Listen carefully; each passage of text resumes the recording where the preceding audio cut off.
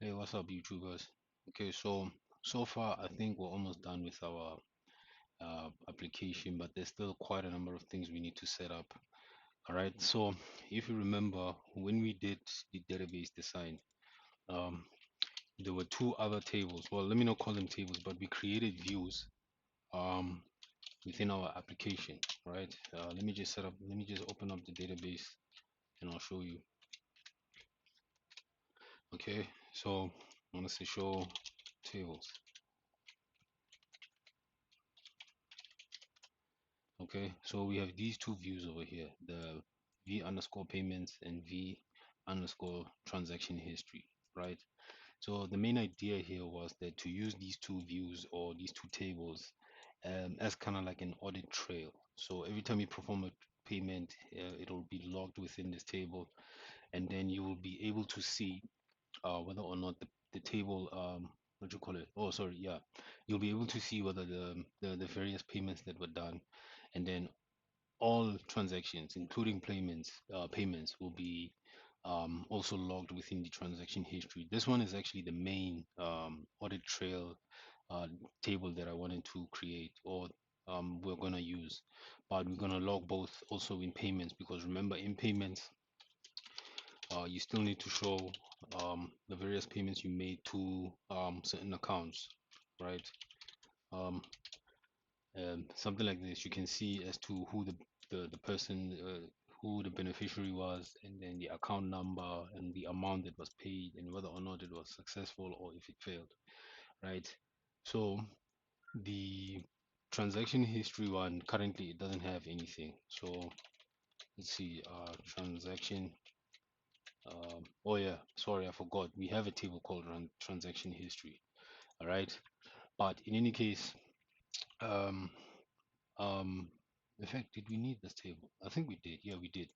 Right. So in this video, we're going to be setting up these tables, the transaction history one, along with oh yeah, sorry, my mistake. This is where we're going to log the transaction um, logs. The views themselves are going to be used within the application to display um, the various transactions that belong to that particular user. All right. So sorry, my mistake. I forgot. We have a transaction history table. We're going to log all transactions within here, including payments, and then here within the payments one, we only log payments, right? So within the views, we're only going to use them to pull only the transactions that belong to that user, all right? Along with which account was the transaction performed on, right? So in any case, here within the applications, we're gonna first, I think maybe we're gonna split this within either two videos or three maybe, but we're gonna first set up the initial configuration we need in order to do these, in order to log these transaction history, I mean, transaction logs and so forth, right? All right, so currently we have the payments one, the payments model. We're gonna create a Java class within here. It's going to be called transaction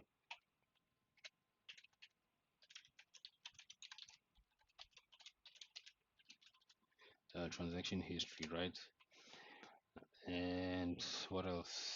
Do we need? I don't think we need. Yeah, no, that's fine. And then, all right, we got the payments, but we're also going to add another one in here, which is going to be payment history. Okay, so those two tables we need, and then let me just check my notes. I think we need. Let me see. Transact. All right, I think we need these two only. And then here we're going to create repositories for those particular um, um, tables. Okay, so um, no, sorry, I'm lying. Forgive me, I'm lying. Right, so we have to create another class in here called transact. Okay, all right, add entity. Okay, now the transaction history one, you're going to do the exact same thing. at entity, right? But then remember, this one is going to be used with the transaction or the view. So this transaction history one is going to be for this view over here, and then this one, the transact one, is going to be for the transaction history table. Okay, so just remember that. So here we don't need to add the view within here, we just have to do it in this transaction history one. So I believe that it says name, and then we're going to say, I'm going to copy that name and then paste it in there. So when we create the repository for this, Spring will know that it needs to look within this v underscore table, transaction history table. And then we're going to do the exact same thing for the transaction history one. So it's going to be at entity, right? And then we're going to say at table. And then this one is going to be v underscore payments.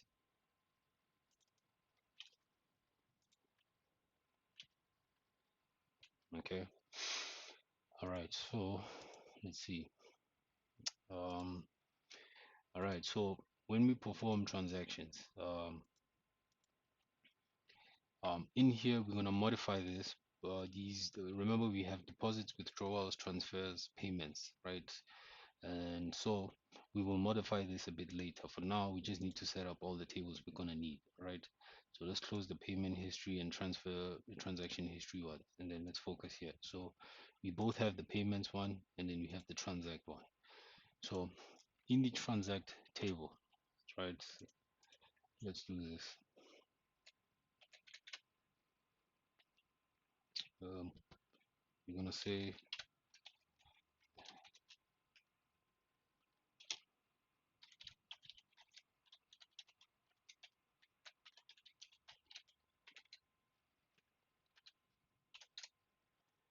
right, we have the transaction ID, account ID, transaction type, amount, source, and what else, reason code and status. Okay, so now what we then need to do is that in here we're going to set up all those fields at ID,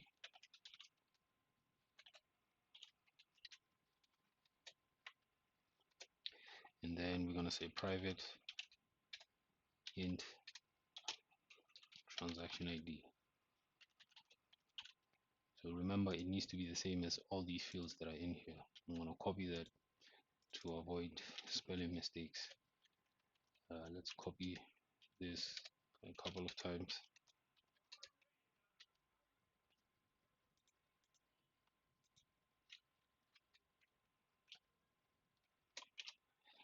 All right, so this one is going to be account ID. Okay, and then this one is going to be transaction type, if I remember. Yeah.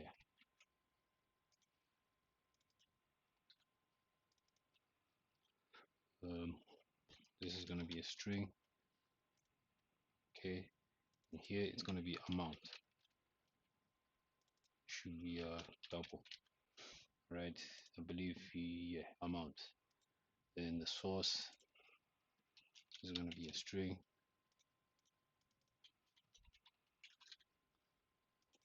and this one is going to be status.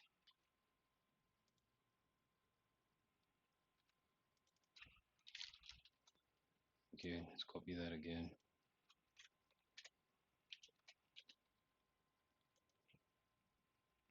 It's going to be reason code, and create that.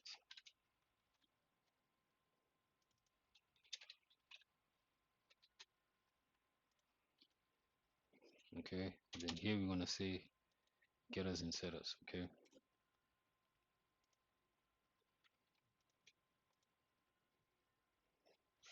okay, so that's the transact one. So let's create a repository for this one.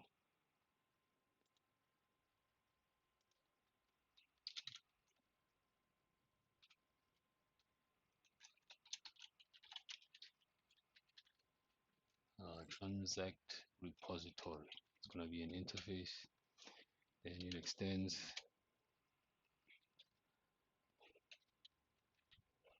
uh,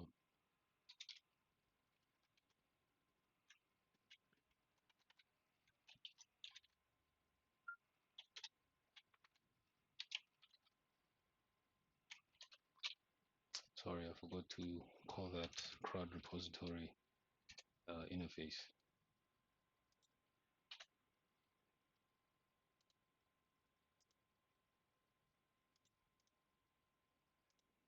Okay, right. So now in the transact repository, we're only gonna have um one database functionality. So it's gonna be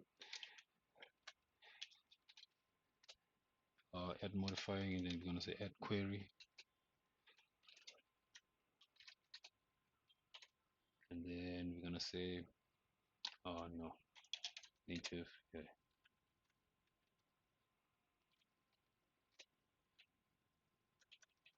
Okay, so in here the query is going to be insert into.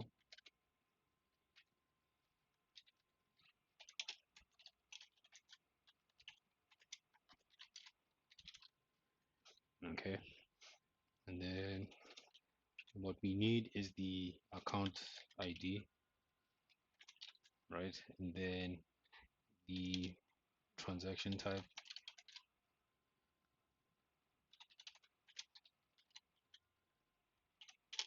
and then what else? The amount. Let me not forget transaction type, amount, source, status, and then reason code.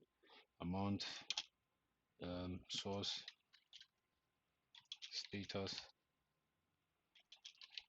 reason, code, and then created at. Okay, so 1 2 3 4 5 6 7. 1 2 3 4 5 6 7. Okay, so we're gonna say values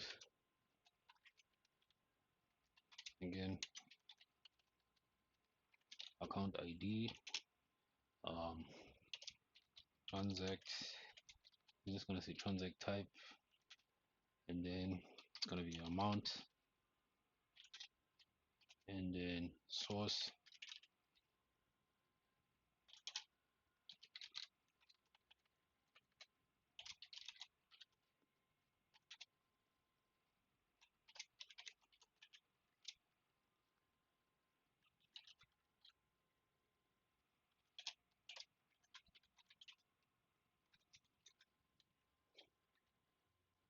right? So that's all we need.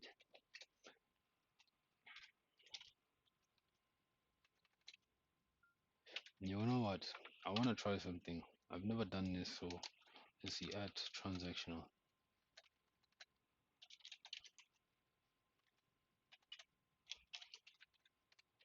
Okay, and then here the method that we're gonna call, we're gonna call it log um, transaction, and that's it. All right, and say add param,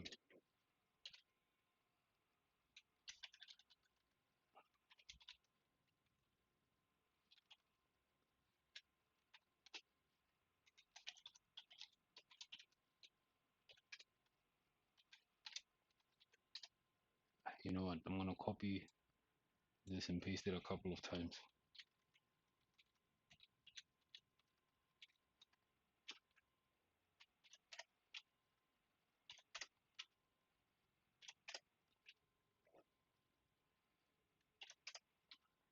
Let's see, 1 2 3 4 5 6. Okay, another one. Okay, so now we can say transact type,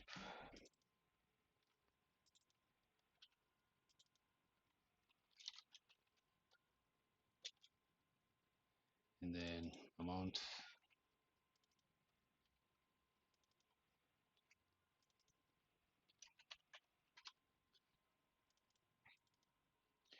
and then source,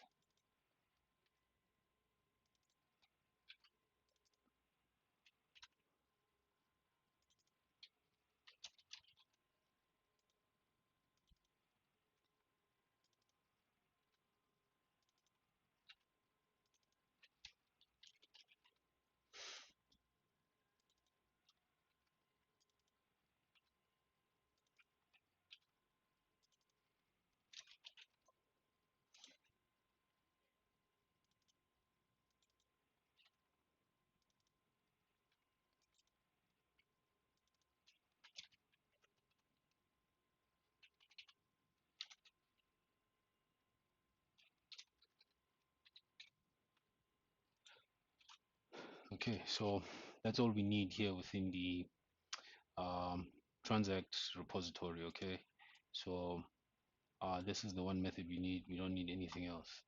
All right, so the payment one, this one is fine. Okay, so let's see. Let's close all of these things here. Right. Okay, so that's fine. Now we got the payment history one as well. Transact history. Okay. All right. So um, what else do we need in here? Okay. So before we create any other ones, I want to test this one out. Okay. So now we're gonna come back in the transact controller at the top here,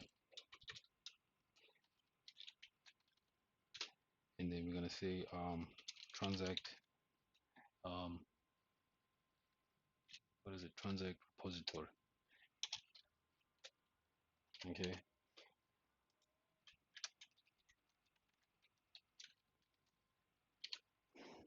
All right. So now let's start with the deposit one. Okay. So the deposit one, um, where do we perform it? We perform it over here, right? So here we're gonna update the account, and then after that we're gonna say transact repository dot log transaction. Okay. So the first parameter is the account ID. So what's the account ID? We're gonna say AAC ID, right? Transact type, we can just say this was a deposit, so we can type it in here as deposit. We can set a variable at the top, but you know what, this is just fine as well. And then the amount is going to be what's the deposit amount? uh Deposit amount, wait, hold on, which one are we using? Yeah, deposit amount value. Okay, that's the one. And then we need the source, so we can just say online.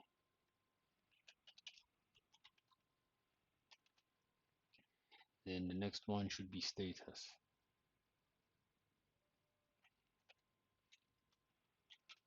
Right, status would be success. If it got to this point, then it's successful, right?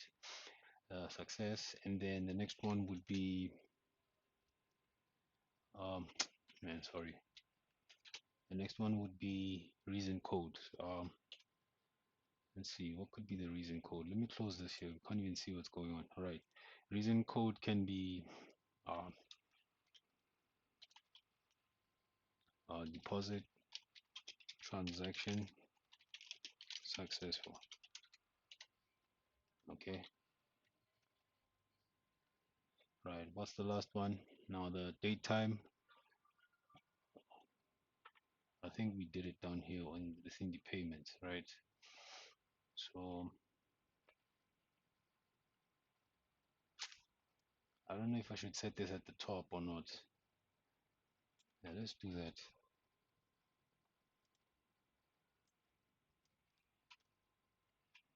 right? Because we're going to use that repeatedly, so we might as well set it up here.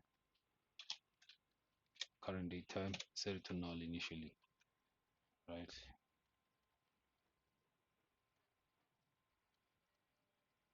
Okay, that's still fine, right? So now let's go back to the deposit. So here we need um, the current date time. So we'll say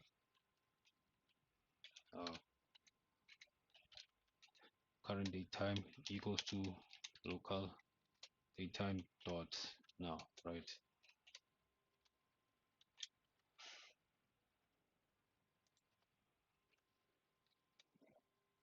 I don't know, should we just set it up all the way at the top here? I think we can do that. Uh,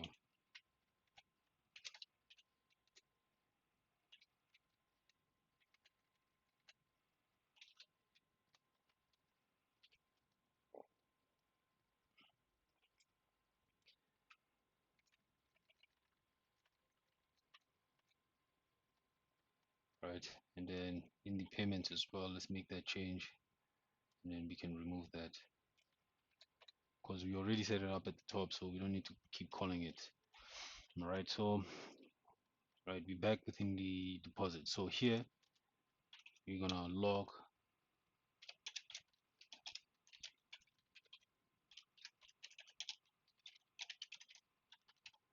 Okay,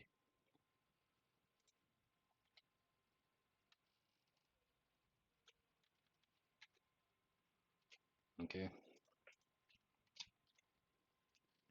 this is deposit. Okay, and then what else? Okay, that's fine. In the deposit, we don't really need to check for much, but yeah.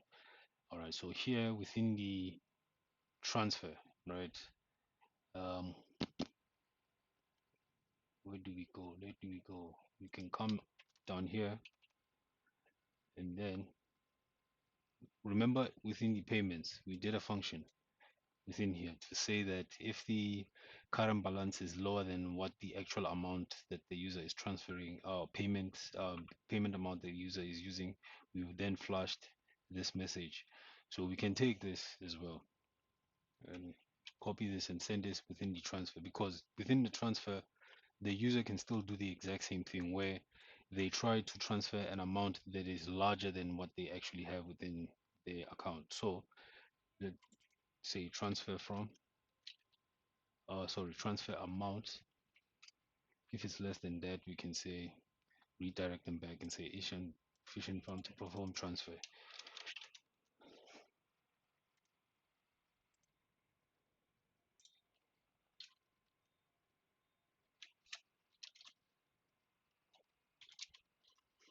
Okay, so when it gets to this point, it'll check whether the current balance. Wait, did we set the current balance? Actually, no. This needs to be down here.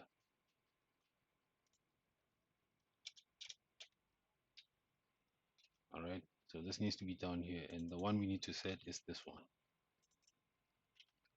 So remember, um, we're getting the current balance, right, from the account we are transferring from, and then if the transfer amount is less, um, if the current transfer amount is less than what's here, it's gonna say um, the what you call it, the funds you're trying to you have insufficient funds to perform this transfer. Then it will display that error message. Otherwise, it'll continue here to get this current, and then it'll continue then with whatever it was supposed to do down here. But now what we can do is in here, because this failed, we can then set that transfer log, right? Transact log. Okay, the first one is going to be the account ID, obviously. So wait, that's the account ID here.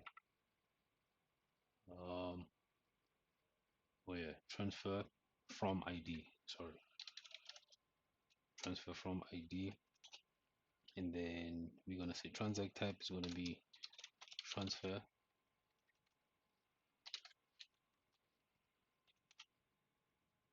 and then the amount is going to be transfer amount.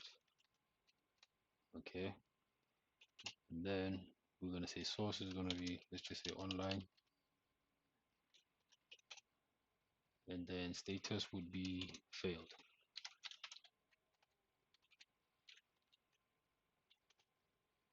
Reason code would be insufficient funds.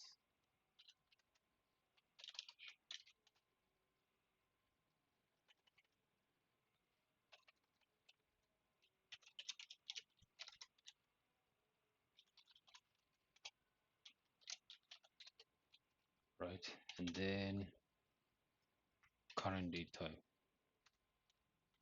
Okay, so here we are logging,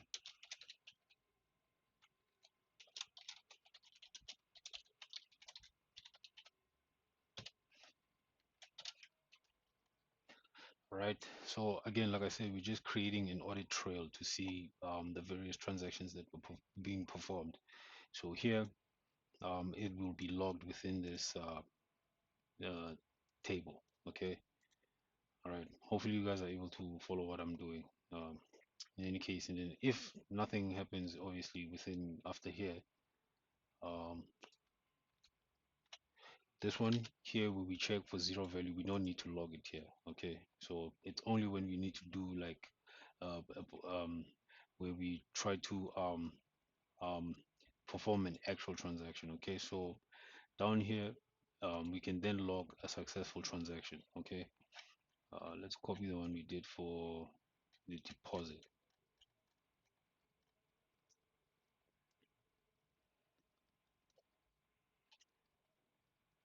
and then again we come back here within the transfer one, right? Right before that success message, we can paste it there, and then here we can say um, log transaction will be transfer from ID. That's the account that we are performing the transaction from, and then here would be the transfer amount, and this would be success, and then transfer transaction successful. Okay, so um, transaction type was transfer. Let's put them all in caps. Okay, and then yeah, I think that should be it.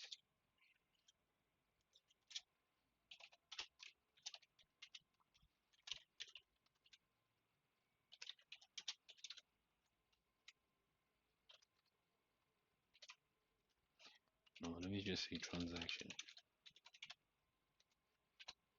Okay, all right. Withdrawal should be the same thing. Um, let's copy that, paste it down here. So this is where we um, perform the this is where the audit will be logged. So here we're gonna say what's the ID, account ID, right? All right, and then here we'll say withdrawal amount. Which one are we going to? Okay, it's that one. And then online success transaction successful. All right, and then this is a withdrawal. Okay, what else? All right, so even here within the withdrawal, we need to check and see if the user is not withdrawing more than what they actually have within the account. So we can take what we did here, uh,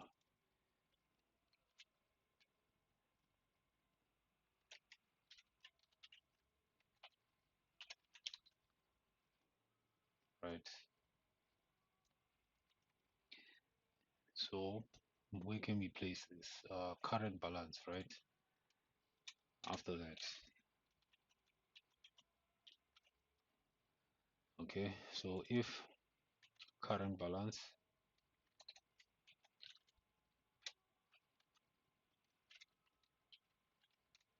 right, is lower than the withdrawal amount, then we are gonna display that error message, and then now we can say what's that account ID, and then this is a withdrawal,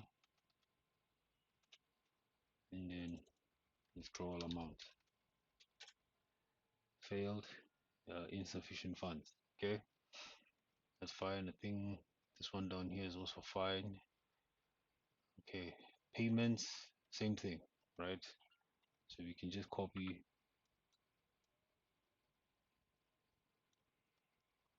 what we did there. And then remember here we already have a check where we see if the user is withdrawing or making a payment more than what they have. So here we can say uh, payment amount. This is a payment, and then failed. Okay, and then the account. Let's see, account ID. Okay, all right, that's fine. And then we need to also do set that up here at the bottom. So I'm gonna copy again what we did here for the successful one.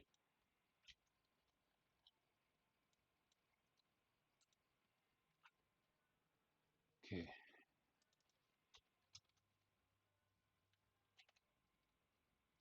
this payment amount. Okay, account ID, payment transaction successful, current time, online success. Okay, so that should be fine. That's all the transactions. Okay, all right, so let's test it out. First thing I'm going to do is run the server, and then we will test it once it's back up. All right, guys, we hit a bit of an error here. Okay, so I know what that is. So by mistake, I didn't annotate this as a repository, so that is why it's giving that error. So just gonna do that quickly, and then redeploy the error. I mean the application again. So apologies for that. We will test it once it's up and running again. All right, guys, server is up. Okay, so let's quickly test and see if when we do transactions, does it log it under the audit trail that we just created. So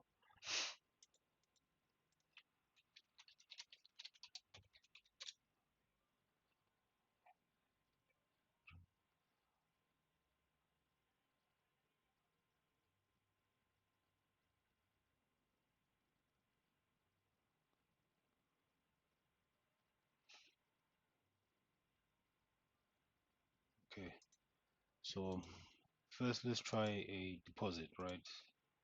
So we'll just put 500 bucks in there. Deposit. All right, deposited successfully. Let's do another deposit within the other account. Let's put 1,000 bucks. Sam's coffee shop. We have 3,000 now. So let's do a transfer from coffee shop to Sam's bakery. Let's do about 500 bucks transfer, right? And then let's do another payment. So here we'll just say Aero Consultants. Um, change that to okay from this account, Sam's bakery. Payment for consulting services. Let's just say 500 bucks. Pay. Right. So now let's come back here within the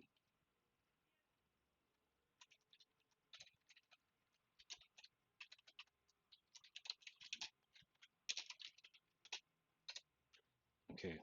As you can see there, we have multiple transactions that we performed and they are displaying over there.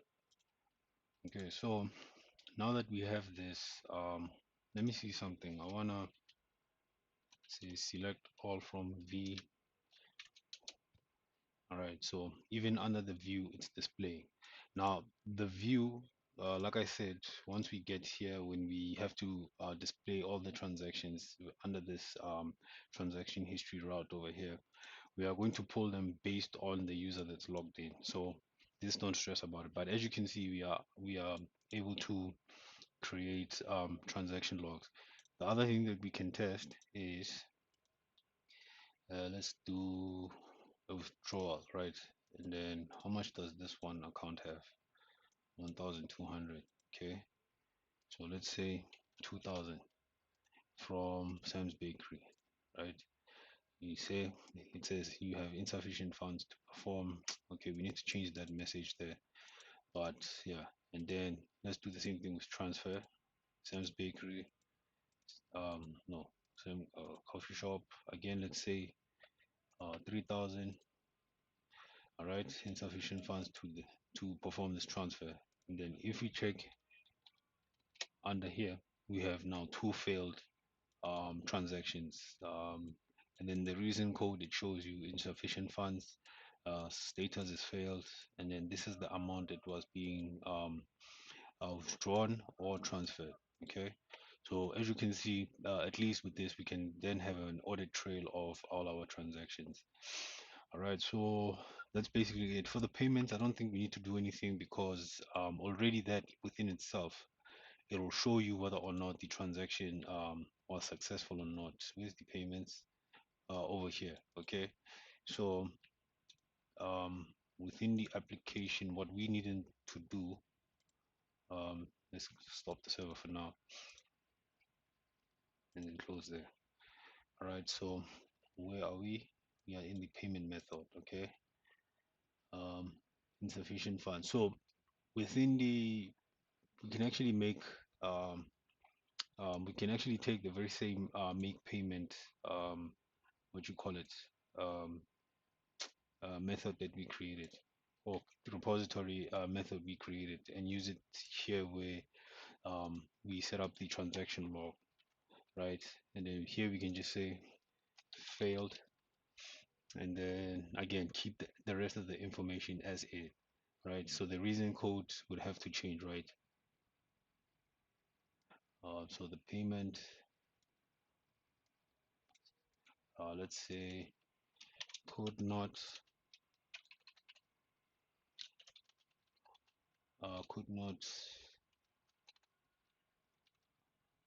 process payment. Let's say due to insufficient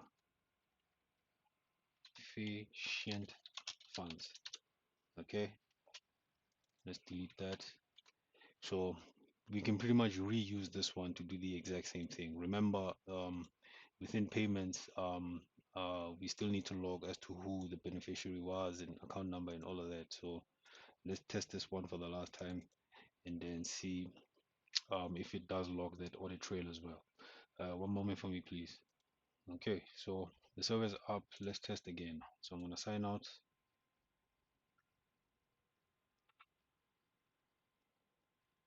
and log in again.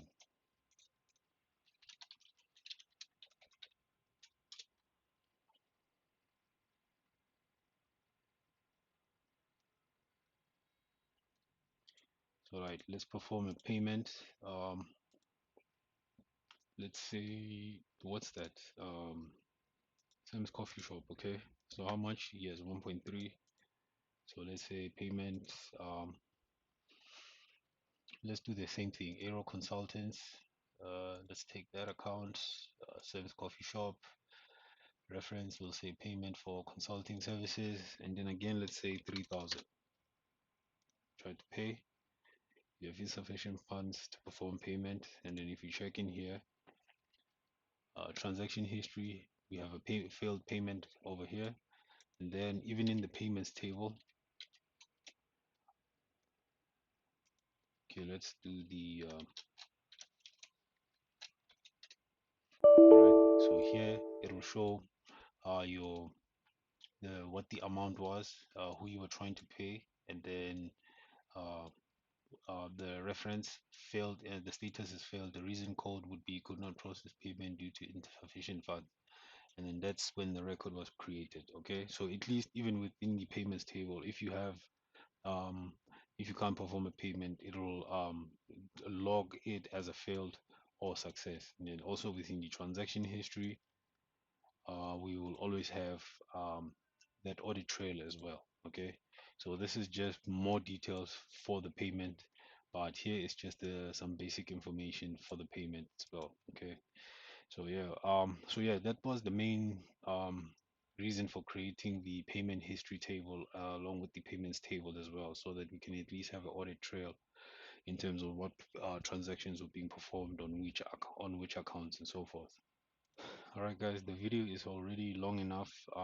That should be it for the tutorial for this particular video.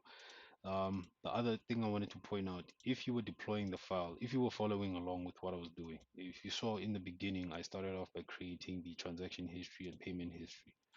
And then I had this set up, right? So if you were encountering errors deploying the application, so it probably give you an error, something about unable to create bean factory, something like that.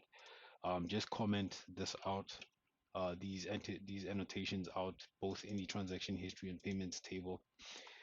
Um, and so when you deploy the file, it won't give you the error this time around. But yeah, if you were encountering errors, just comment these out, because I was also getting the same error before when I paused the video. But yeah, we will touch on this within the upcoming video or the next video and so forth. So don't stress about that. But yeah, in any case, that's it for the video, guys. If you've liked what you've seen so far, don't forget to like, share, and subscribe. I'll see you guys within the next video. Cheers for now.